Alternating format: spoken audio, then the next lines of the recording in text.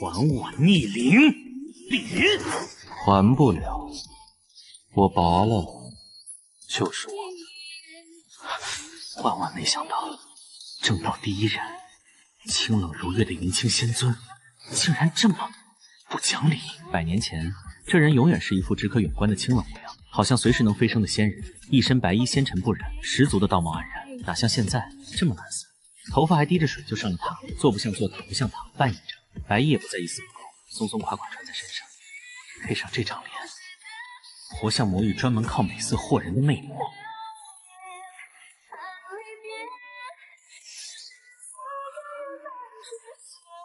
刚才还像个变态一样亲我的逆鳞，我当初怎么瞎了眼，拜这种人为师？虽然师徒情谊只有短短3年，就因为我入魔反目成仇，但是恶心，太恶心了！正邪不两立我能理解，正道围剿魔族我也不恨，我只恨这人拔走了我的逆鳞，放在掌中日日亵玩，整整100年。士可杀，不可辱。你我今天堂堂正正再打一场，报我当年被拔逆蛮之仇。打不了，我没修为，现在跟凡人没区别，养老等死。一丝灵气都没有，难怪一头黑发变成了白发，滴着水也不用灵力烘干。但是为什么当年我虽然重伤，绝不至于废了那一身渡劫后期的修为？那时我还只是渡劫中期，跟他差了一个小节，靠着龙族天生的强悍才能有一战之力。他没魂飞魄散，都是因为他分神去拔逆鳞了。谁废了你的修为？我杀了他！我的死敌只有我能伤。这100年我沉睡在识海里拼命修炼，就为了找他报仇。如今我也是渡劫后期，他却没修为了。憋了100年的火气，不能在战斗中发泄，这简直比拔我逆鳞还让我难受。杀一个凡人有什么意思？我要的是打败全盛时期的韩文洛，让这人跪在我脚下，把他的逆鳞双手奉还。既然你执意如此，那就抓紧时间杀吧。你说自散修为，当做拔我逆鳞的代价？龙族顺应人道而生，拔逆鳞如逆天道，万事万物因果循环。我以修为换逆鳞，全了这番因果，也给天道一个交代，有何不可？所以这逆鳞现在是我的，我现在就是一凡人，而且内伤累累，经脉受损，说几句话就犯困。这人就是个疯子，明明有其他法子补全因果，为啥非得选代价最大的？苦修多年换来的修为说散就散，他也真舍得。不想不明白，或者说，我从来就没看懂过这个人。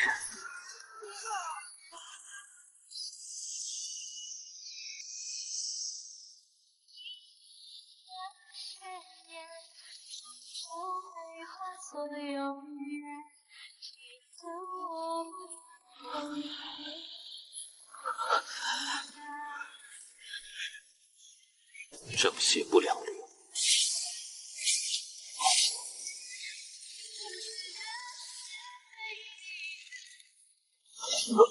你的无情道到底是有情还是无情？我修为全没了，道心也破了，无情道那算个什么东西？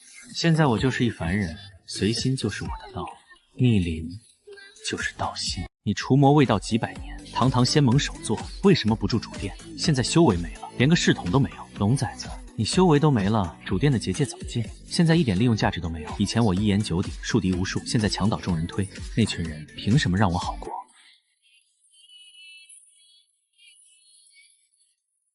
对了，烘干一下，我要睡觉了。就算是死敌，我看着心里也堵得慌。你就不恨吗？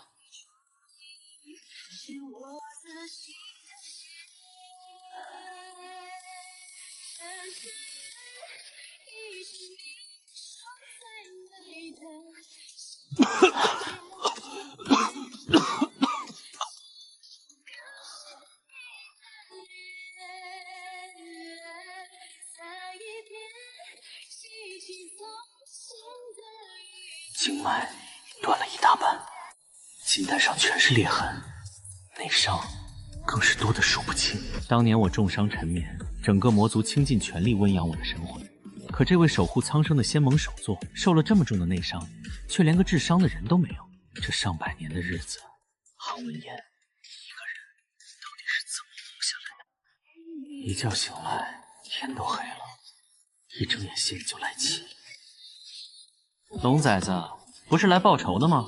怎么不动手？闭嘴！我说了，要堂堂正正跟你打一架，我会帮你恢复修为，等你重回渡劫后期，我们再好好打一场，到时候生死由命。这龙崽子，怕是睡100年把脑子睡坏了。韩文洛，你现在半点修为没有，谁给你的胆子这么狂？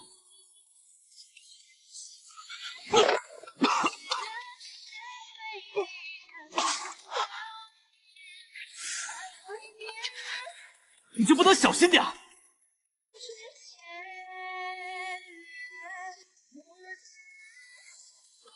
焦泪竹呢？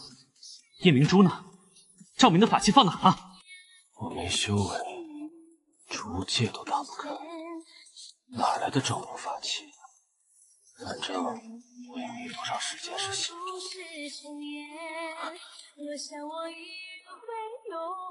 心里那股对正道修士的杀意又翻上来了。我记得在望月峰那3年，韩文洛晚上从来不让屋里黑着，不知道是不是怕黑。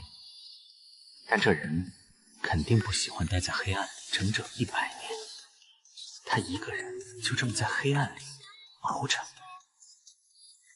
韩文宁，你当年必有天下苍生，到底图什么？图个安心吧，总不能是图你的逆鳞。那时候刚好我有本事，天道看得起我，那就顺手护一下人间太平。至于现在嘛，废人一个，你看我多踏实。就算你明天领着魔族把人界踏平了，我也能睡我的安稳觉。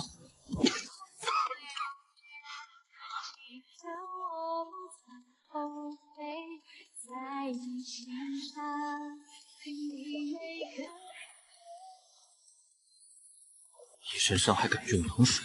韩文洛，你是不是活腻了？死不了，光封印4大凶手的功德就够我再活100年了。天道会给我吊着命的。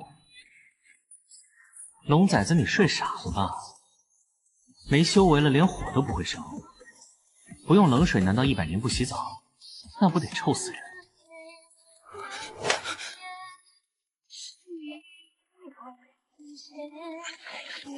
我带你回魔域。总算说了句人话。看在过去师徒一场的份上，棺材我要金丝楠木。你想死？反应过来了，我以为重伤加修为尽失，最多也就1年活头，结果这些年功德攒太多，死都死不了。偏偏6界没人知道我下落，我又出不去望月峰结界，整整100年连个仇家都没等来。好不容易你靠着逆鳞感应找来了，结果不杀我还非要帮我恢复修为，你说你还是个人吗？你还真就不是个人，是龙崽子。本尊说帮你恢复修为，就是帮你恢复，没分出胜负之前，你别想死。快洗，别淹死了。龙崽子长大了，心事也多了，也不知道在别扭啥。修道之人，向来生死看淡，何必这么执着？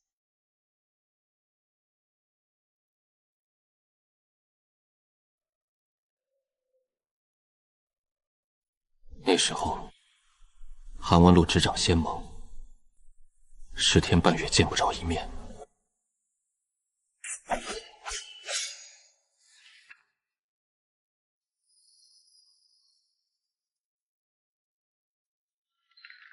他好像永远在忙，连教徒弟的时间都没有。现在，那人腰细的连玉带都快挂不住，脸色苍白，没一点血色，看着比魔域无间炼狱的囚犯还惨。说什么正邪不两立？当年韩文洛要是没把我逐出师门，哪会被那群狼心狗肺的东西扔在这自生自灭？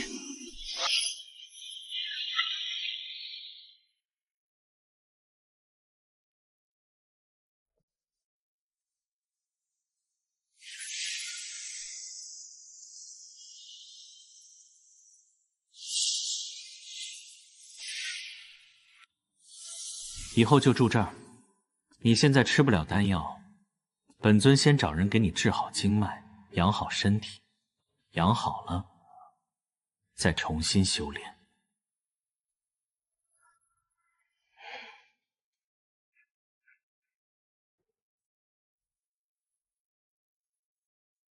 本尊回魔域一趟，很快就回来。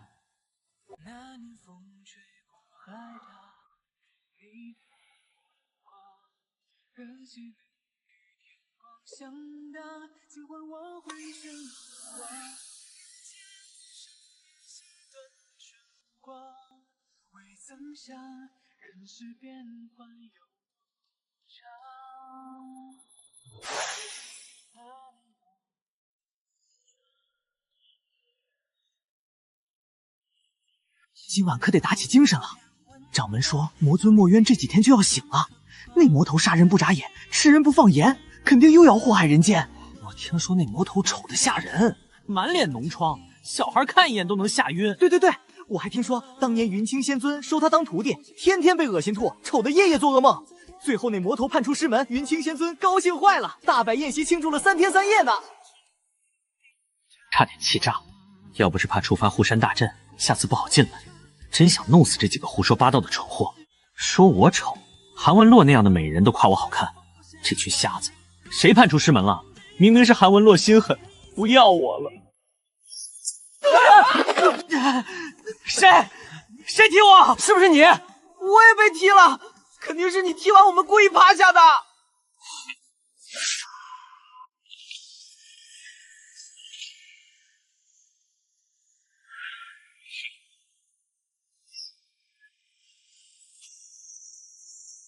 属下恭迎尊主，恭喜尊主突破。尊主，您气息比陈面前更强了，渡劫后期修为，6阶几乎无敌，我魔族更有希望走出魔域，这可是天大的喜事啊！叫你们来是要找个人，一个能给凡人疗伤调养身体的人，你们谁会？凡人？尊主，您什么时候认识凡人了？咱们魔族功法霸道，给凡人疗伤，一个不小心就撑爆了呀！去，问不到重点。尊主，您苏醒后是去凡间找相好了吗？不然怎么突然关心起凡人的身子骨了？不是相好，也不是纯粹的凡人，他散尽了修为，经脉和金丹损伤严重，内伤拖了100年，如今体内存不住灵力，也受不住丹药之力，得用最温和的。尊主，您说的这个人，他是不是就是那个仙尊韩？对，就是韩文洛。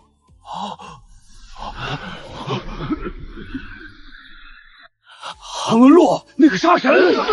韩文洛除魔无数，断月剑下全是咱们同族的亡魂，100年前更是一剑把咱们打回魔域。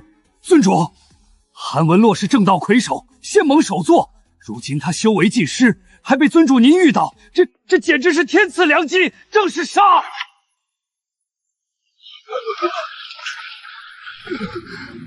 杀什么？杀几只妖兽，剥了皮，给云清仙尊做几张最软和的垫子，养身体的时候用。对，正是杀妖兽做软垫的时候。你有心了。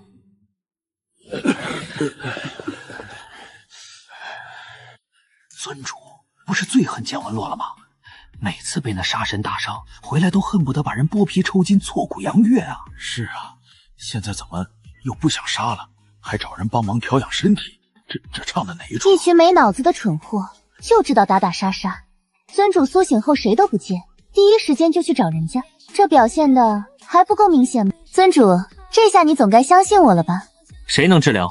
尊主，我能治，我成魔前是一休，专治各种内伤顽疾，还能有我厉害？我从前师承一仙楼，正统传承，我去才对，我祖上都是一休，9代单传，经验最丰富。我能治，让我去，你算老几？我经验更丰富，我传承正统，都让开！我去，我是尊主亲封的左护法。好了，都别吵了，我去，还能顺便保护云清仙尊的安全。尊主给你们一个时辰选人，不是来吵架的。再说了，你们这一群臭烘烘、糙了吧唧的臭男人，会照顾人吗？云清仙尊那般天人之姿，尊主会让你们去拉妍妍？对，那还是你去吧。没错，你去还能给云清仙尊养眼。魔族天生崇拜强者，只要被打服了，管你正派邪派，都真心崇拜。战场上该打照样打，正邪不两立是刻在骨子里的。但私下里，谁不把那位当神明供着？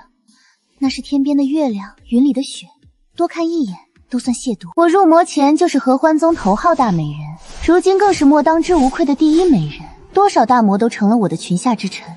可这次不一样。以后本尊要是不在，你就负责保护伺候他。韩文洛这人矫情，事儿多，比女人都精致。你多注意点，别跟在魔月一样嘴碎。最重要的是守好你的魔气。他现在特别虚弱，身体受不得半点刺激。你害怕韩文洛？不，绝对没有。能保护伺候云清仙尊是属下天大的荣幸。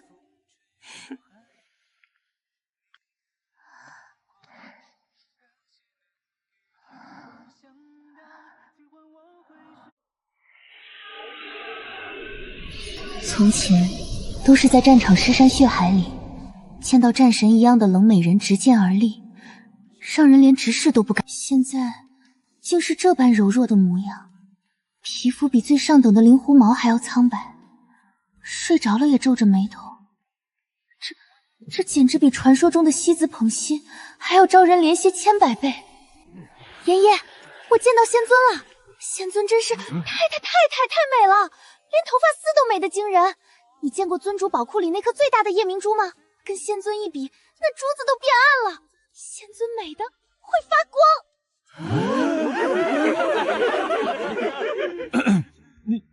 你记得帮我跟仙尊问个好。好，我跟你说，仙尊还在睡觉，好安静。这回见面也不打架了。我该跟仙尊说什么？我好紧张啊。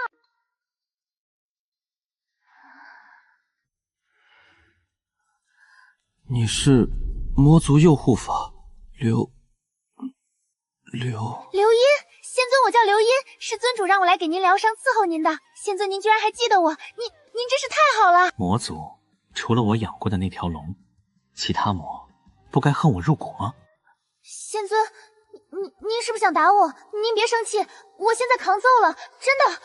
您看，上次在落峡谷，您一剑砍断我这条胳膊，现在一点疤都没留。还有上次在无望海被您剑气震出裂痕的金丹，我也养好了。上次在魔域边境断的2条腿也接得特别好，跑起来比以前还快。您随便试。刘音，你在干什么？尊主，我就是太激动了，我平时不这样的。仙尊您信我，等您伤好了，您拿断月剑随便捅我，我扛揍，我保证不还手。好好一个冷艳妩媚，能把一群大魔头耍得团转的蛇蝎美人，怎么见到韩文洛就跟条傻狗一样？你的护法还真是活泼开朗。给本尊恢复正常了再进来，否则永远别想踏进素月殿半步。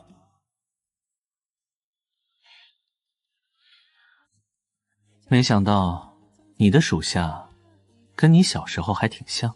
当年你在望月峰修炼，结丹后第一件事就是眼巴巴拉着我的手撒娇。师尊，好师尊，我结丹了，你可以打我一下吗？我想看看能不能扛住师尊一剑。也是这般急着证明自己扛揍。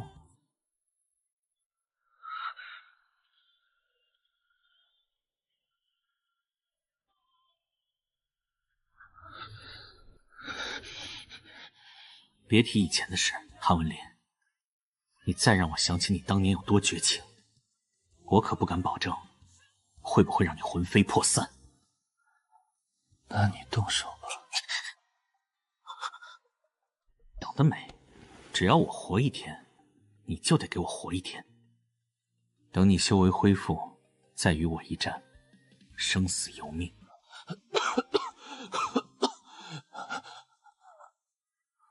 韩文隐，你为那天下苍生跟我斗了几百年，如今落到这步田地，众叛亲离，苟延残喘，可曾有过哪怕一丝后悔？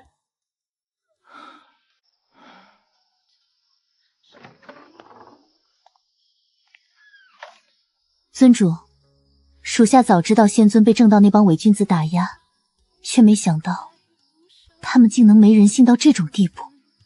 这分明是想活活耗死他，让这样神仙般的人物不得善终。说清楚。不只是仙魔大战留下那间竹屋，仙尊四面漏风，只有几件单薄的不能再单薄的白衣，根本补不了冬。望月刚便雪多天寒，仙尊肯定没少受风寒，反复发热引发咳疾，这才落下这么重的病根。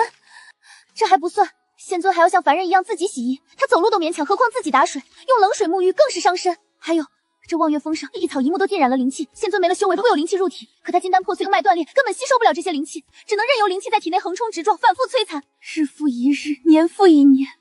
光是那撕心裂肺、无休无止的痛，这足以彻底毁了根基，耗干生机。他们这是钝刀子割肉，要让他受尽折磨而死啊！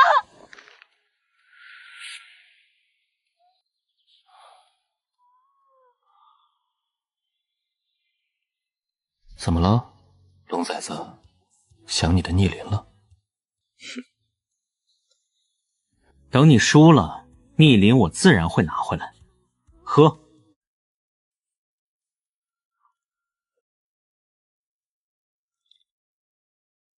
你们魔族的护法还会做饭，味道不错。不是我，仙尊，这粥是尊主他。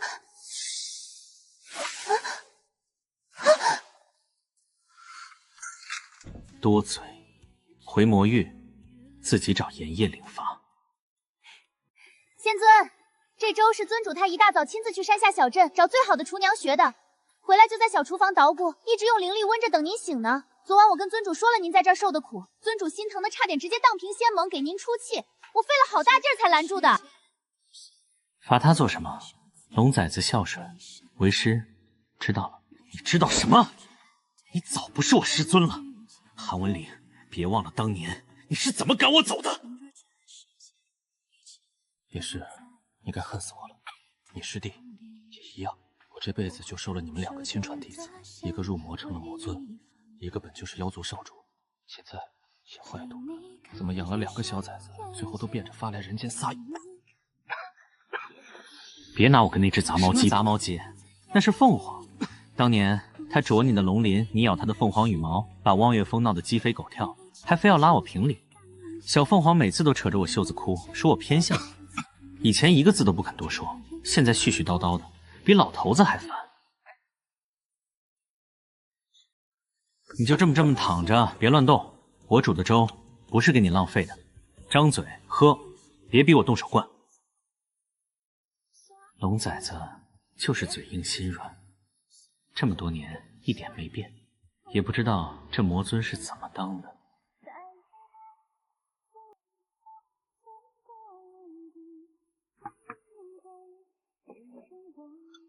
再吃点儿。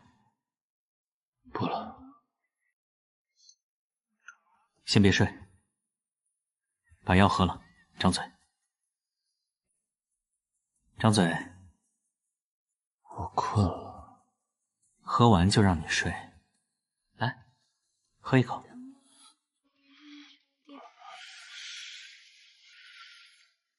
不喝。闹脾气？韩文洛会闹脾气？这比修真界明天就完蛋还离谱。6界里谁见过这种场面？偏偏让我墨渊碰上了，挺新鲜，还有种奇怪的骄傲感。别人都看不见，就我能看见，说出去多有面子。喝了药，身体才能好。我喂你。龙崽子，你好烦。刘音，用灵力温着药，本尊很快回来。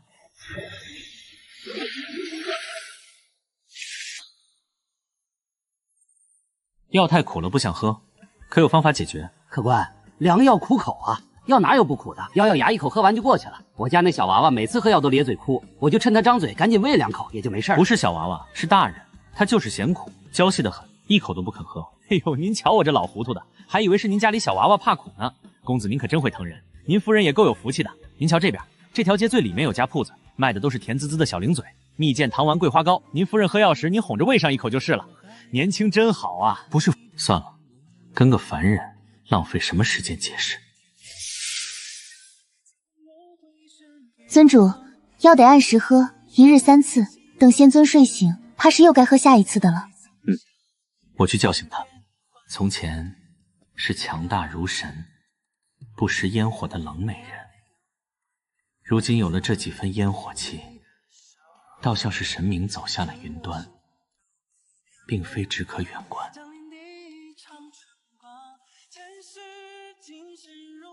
夫人，倘若未来道侣也有韩文庐这般姿色，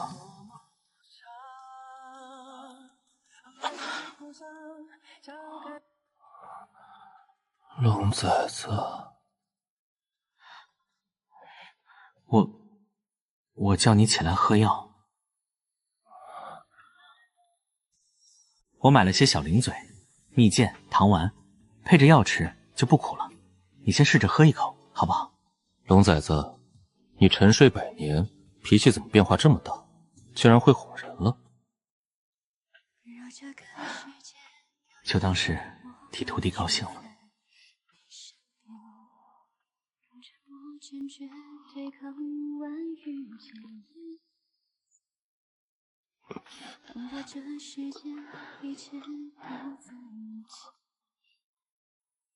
好些了吗？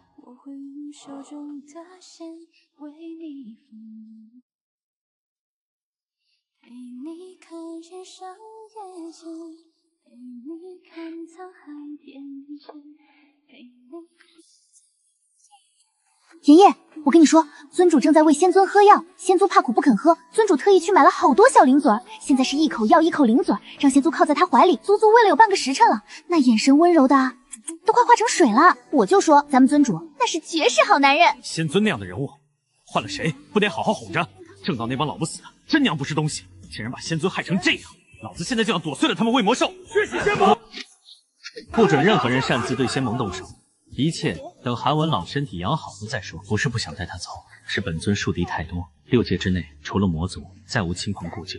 魔域魔气冲天，他如今这身子根本受不住侵蚀，找不到更安全放心的地方了，只能先让他在这望月峰养着，至少不能再让他经不起半点折腾。流音的医术确实了得，这素月殿与他记忆中的模样已截然不同，连殿门和廊柱都熠熠生辉，不知镶嵌了多少奇珍异宝。龙崽子，你这是把这儿当成你的龙窝了？本尊是怕你穷得睡不着觉，别以为这些都是装饰，等你身体养好了，能重新修炼，这些就都能用上了。就算是用天材地宝堆，本尊也给你堆出个渡劫后期来。我用不着，以你的资质，最多100年便能突破渡劫期，迈入半步飞升之界。到时你也学那些前辈一般避世绝俗，安心闭关悟道，飞升上界，对你而言只是时间问题。你心性上有些浮躁，本尊没让你说教。我费心费力的养好他，日日精心哄着，他就这般不在乎，这般急着赶我走吗？韩文玲，你想没想过，若本尊真的飞升了，你留在这里会是什么下场？你一心求死是吧？好，可你落到那些人手里，谁给你痛快？经脉尽断疼不疼？金丹破碎疼不疼？真到了那天，比这疼上千百倍。你这张脸被抓去当游荡斗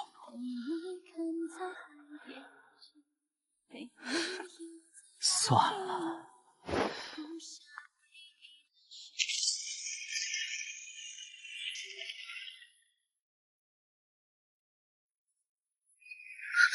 仙尊，您看，我们尊主气成这样，还记得用结界护着您呢。他是真心疼您，您不知道。墨渊尊主踏入魔域不过10几年，便坐上魔尊之位，靠的从来不是权术手段，而是绝对的实力。惹怒他的人，没一个能全身而退。魔域众人何曾见过他半点温柔？6界都说杀人不眨眼的魔尊，只对您一个人温柔轻红，百依百顺。可惜啊，就是没长一张会哄人的嘴，付出再多也不会说，心疼人的话一出口就变成了咄咄逼人。那个仙尊，我能求您帮个忙吗？你说。就是我有急事要找尊主，但是尊主现在肯定不听我说话。您看，您能主脾气大着呢，让他先服软是不可能的。仙尊，您就说句话，快把尊主哄回来吧。急事，可是关乎性命。那倒没有。那便不急。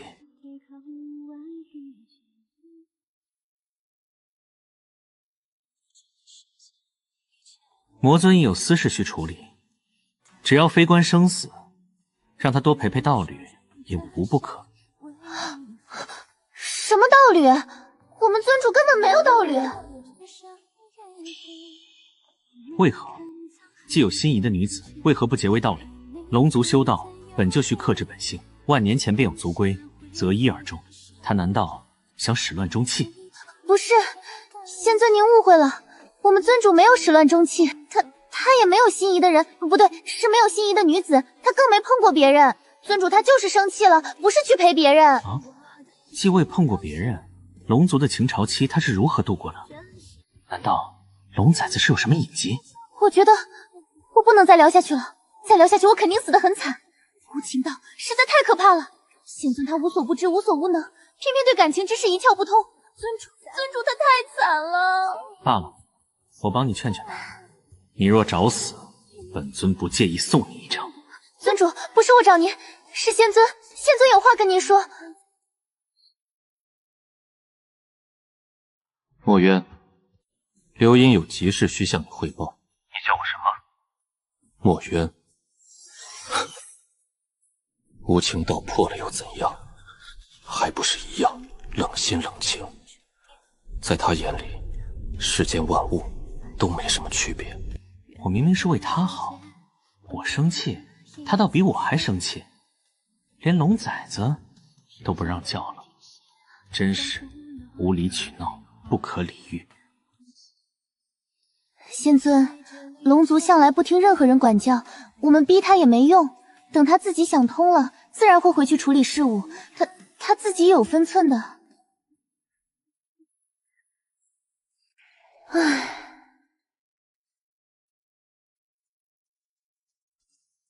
仙尊，该喝药了。放那儿吧。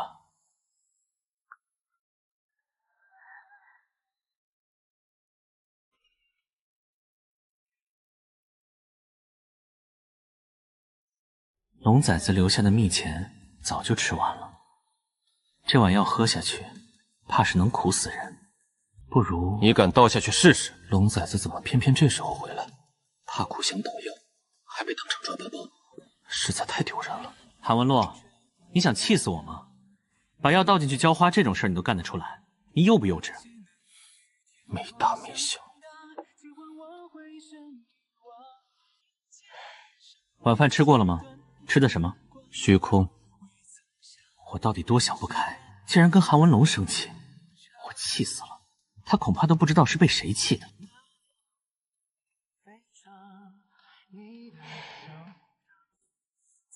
刘英，尊主，属下在。还有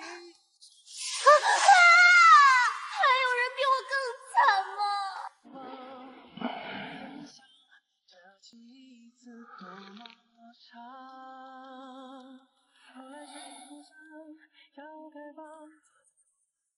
手。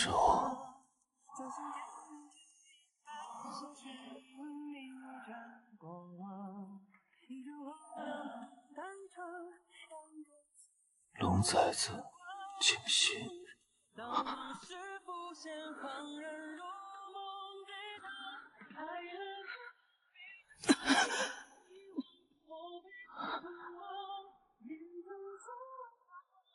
龙崽子，静心。可能是习惯了韩文洛的冷心冷气，不久前还气得要死，现在却因为这点微不足道的小亲近，就受宠若惊，心情大好。墨渊啊墨渊，你真给龙族丢脸。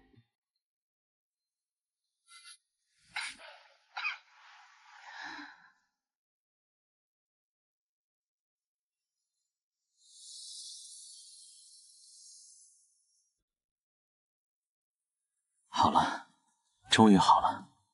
韩文林，你听着，以后若是再敢这般不在意自己的身体，本尊就天天给你喝最苦的药，一点蜜饯都不配。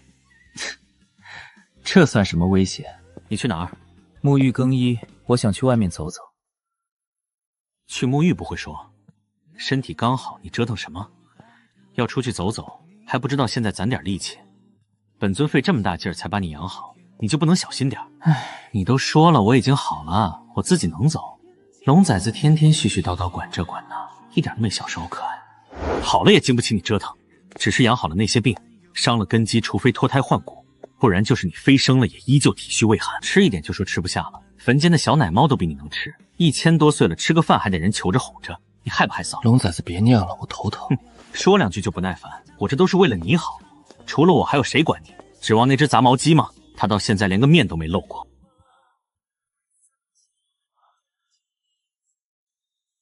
韩文洛，你还没沐浴完吗？是不是哪儿不舒服？龙崽子怎么越来越粘人？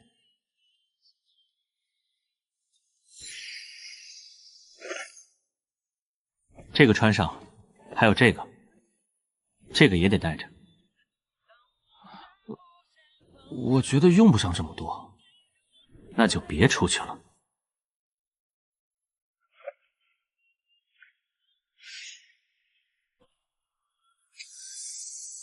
法袍隔绝水火，用龙火凝练的大淌寒暑不侵，这些足够保暖了。穿太多我走不动。那我抱着你。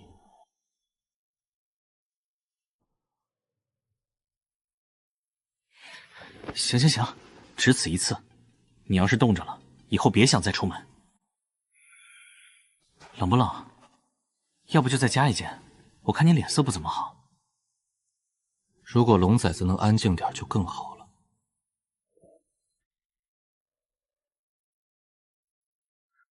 龙崽子，许久没见过你的原身了。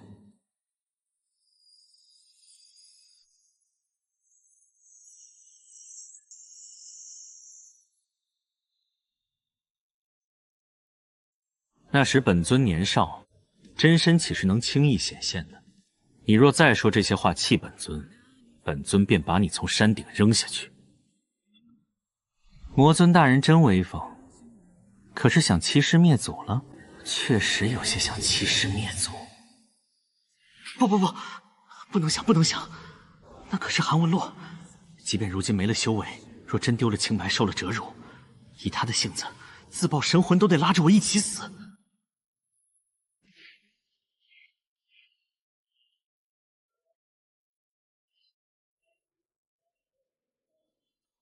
龙崽子，那里有东西。我昨日带回来2只兔子，还没来得及给你吃，就让它们自己跑着玩了。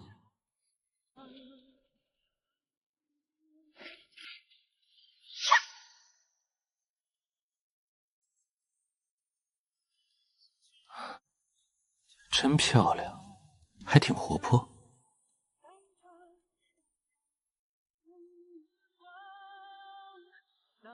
这么活泼好动，烤兔腿一定很好吃。晚上就给你烤。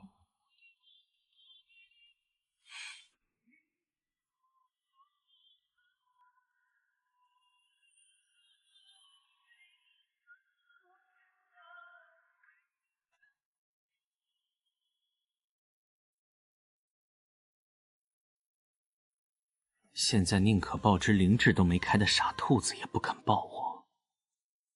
我对它这么好，还比不过一只蠢兔子。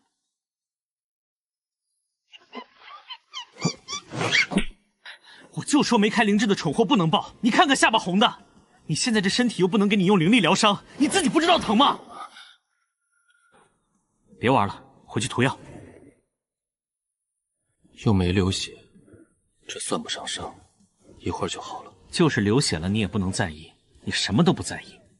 你是不是还嫌我多事？韩文洛，我告诉你，我就是这么多事。你现在打不过我，给本尊忍着。龙崽子，操心太多，头发会变白。本尊行事用不着你多言。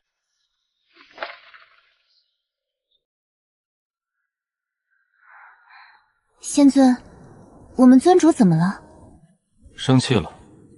龙崽子怎么越长大越爱生气？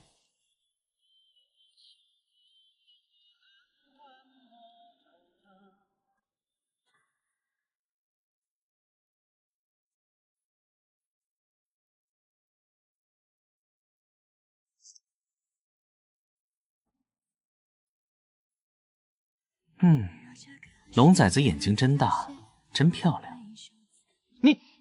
你可真是吃什么都剩。本尊辟谷多年，还得帮你吃这些玩意儿。你弄了那么久，扔了多浪费。那以后就放在一边，留着我下次吃。用灵力热一热也是一样的。那口感能一样吗？本来就吃的不多，口感不好就更不吃了。你以为我不知道你什么样？睡觉了。怎么又睡了？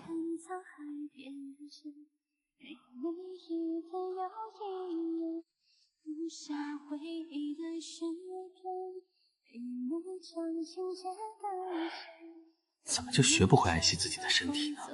这100年还没吃够苦头，非得让我天天这么提心吊胆，你就高兴了是不是？看看你自己瘦的，身上一点肉都没有，一摸全是骨头。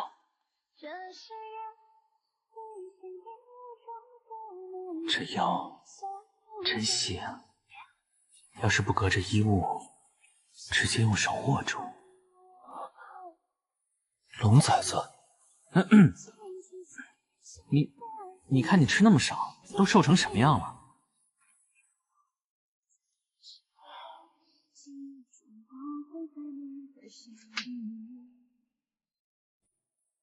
龙性本阴，但也不能对着韩文林这般龌龊一眼，打醒一个禽兽不如的色龙。尊主，你这脸，这是仙尊打的。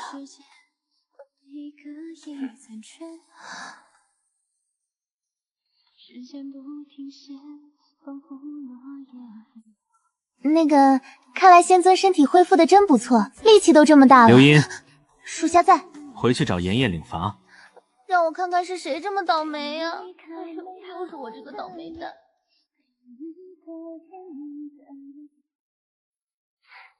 仙尊，这是尊主刚送来的桂花糕，他说您身体刚好，别在外头待太久。身体一好就闲不住。龙崽子最近倒是人影都不见了。仙尊，这是净化魔气的阵法，如今仙盟没人能跟龙崽子抗衡，他心魔未除，万一在战场上失控，敌我不分，你可以用这阵法牵制他一下，帮他恢复理智。阵法太复杂，现在的我画不出当年1/1000的架势，只能尽量画得像点。主殿藏书阁有很多相关记载，你自己去查，或者带回魔晕给别人都行，必要时候也能多帮龙崽子一把。仙尊，您说的战场上是指？就是你想的那样。从前我是云清仙尊，执掌仙盟，魔尊墨渊对人界虎视眈眈，除魔卫道是我的责任。现在我只是韩文林，我为我养过的龙崽子提前打算，想尽量多护着点，是我自己愿意。就算天道也没资格插手，不是魔尊是龙崽子，不是责任是情愿，谁轻谁重，谁亲谁疏，一目了然。修道100年也就一眨眼，您只养了他3年。就算当了魔尊，那龙崽子也还是我的龙崽子，是我的好徒弟。云清仙尊看着无情，其实比谁都重感情。仙尊，您其实不适合无情道。要想担起责任，无情道是必须的。有了7情6欲，就算是我也会偏心。我修道1000年，求的不过安心2个字。要论对错，我也说不清，唯一能说清的只有无愧天地。迎风站着，神圣的像尊神。对了，刘音，你知不知道龙崽子为什么躲我？尊主没躲您，他就是最近有点忙。算了，随他吧，估计又在跟谁怄气。该回去了，吹久了风，龙崽子又要唠叨。不就是挨了一巴掌吗？尊主你在仙尊这儿还有面子吗？也不知道这会儿突然别扭什么。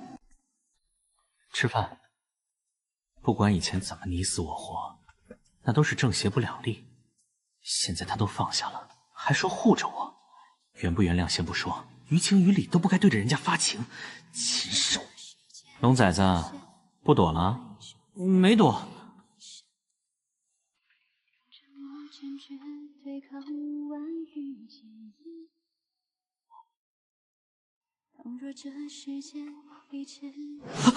他是不是发现我趁机魔瑶对他起色心了？完了！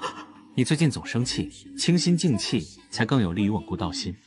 藏书阁右侧第3个书架，上方第2排，那里面的书你都用得上，有空就去看看。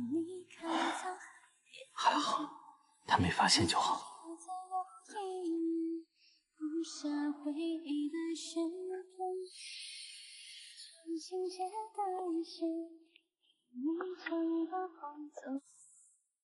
多看看，多看看，就不会整天对他那么放肆了。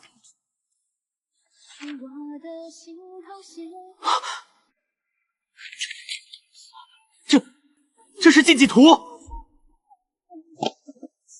韩文录让我来看，不可能，肯定是我拿错了。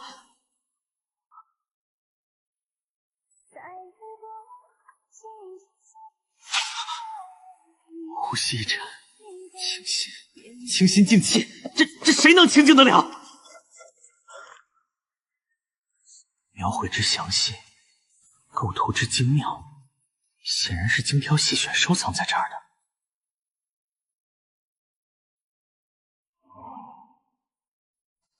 刚才那本书里好像有一个姿势挺适合。尊主，您是来给仙尊找书吗？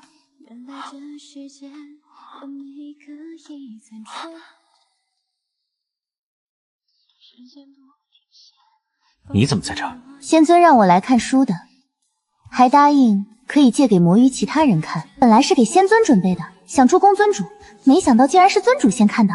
也差不多，给谁助攻不是助，开窍一个是一个。尊主，这个书架上没有仙尊的书了，那些书都被我送回魔域了。现在摆在这儿的都是我拿别的书摆上去充场面的。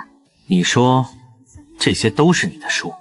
对啊，我把这一册都搬空了多不好，填上别的书看着更……胡闹！你那都是些什么乱七八糟的东西？要是被韩文乐看到，以为魔域都是这样，吓得他以后不敢去，本尊拿你是问。把书都拿走，到底是要毁了，还是要回去慢慢研究？男人啊！我开窍的倒是快，我这600多岁的老楚龙可从没对别人起过这种心思。可无论看哪本，脑子里出现的都是韩文林的脸，我自己心里有数了。这没什么，韩文林那样神仙似的人，朝夕相处，天天亲近搂抱，生出些不可教人的心思，很正常，不慌，顺其自然就好。毕竟也不好强迫韩文林，倒不是没那个实力，就是单纯的不敢。尊主，仙尊的身体已经可以开始重塑经脉了，但这几天您老是走神，满脑子都是那档子事儿吧？只能我一个人张罗了。说正事，我说一仙楼楼主您认识吗？那秘发上记载的丹药需要太多天材地宝，药效肯定特别霸道，我怕仙尊的身体扛不住。要是能让一仙楼楼主帮忙改进一下，会稳妥很多。一仙楼是苍梧大陆最特别的存在，不属于6界任何一界，楼主是人是妖也没人知道。苍梧大陆一半的丹药都从这儿来，除了贵没别的毛病，典型的只认钱不认人。就算你是6界公敌，只要付得起钱，也一样给你治。至于楼主，你有交情吗？300年前，一仙楼禁止本尊踏入，好像就是楼主亲自下的令。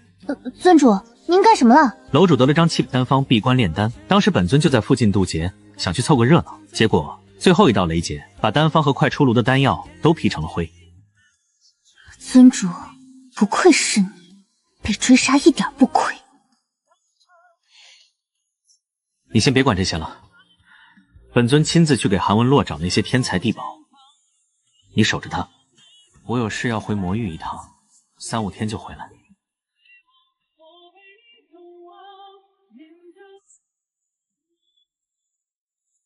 不是要攻打仙盟，我去给你找药。去吧。找？也可能是抢。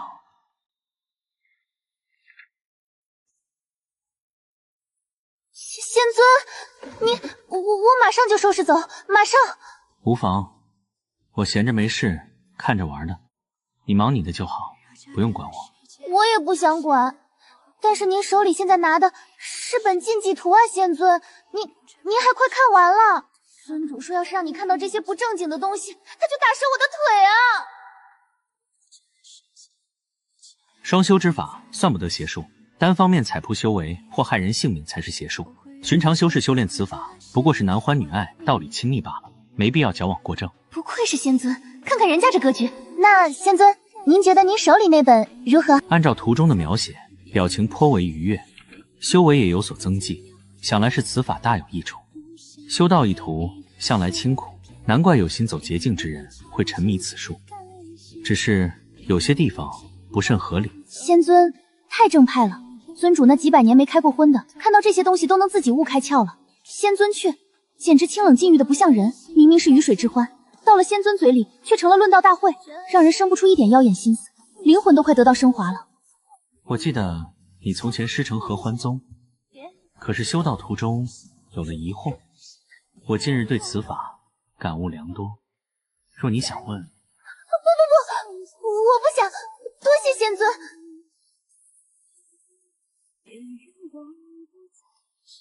算了，还是我自己看书吧。不管用不用得上，多会点儿总没坏处。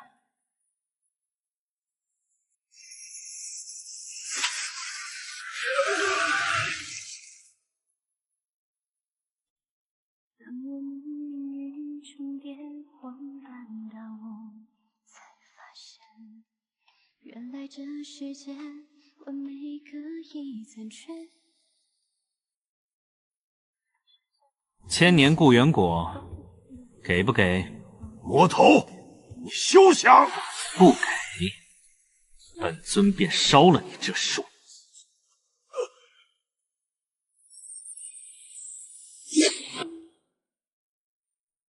等你经脉和金丹都养好，引气入体到筑基期差不多就入夏了。到时候带你下山散心。龙崽子又去哪儿惹祸了？没有，我正准备给你弄把好看的扇子呢。入夏天气热，我给你扇风。杂毛鸡，出来受死！本尊当是谁呢？原来是四角邪睡醒了，又来撒泼了。杂毛鸡，出来受死！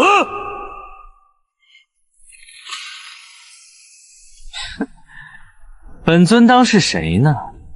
原来是四脚蛇睡醒了，又来撒泼了。若是想明抢，那便来吧！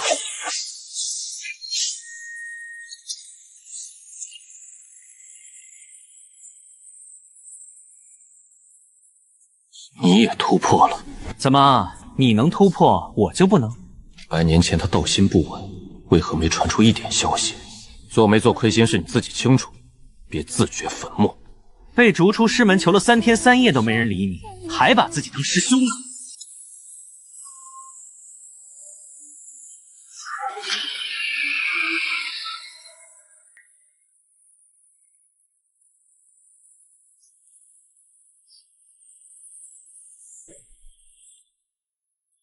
你可知韩文洛修为散尽，这100年如何度过？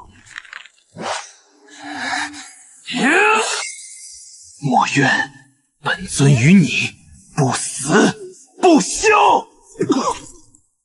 师尊只愿放他进望月峰，同样要是徒弟，凭什么？多吃些，等你长大了，便给本尊吞了那四角穴。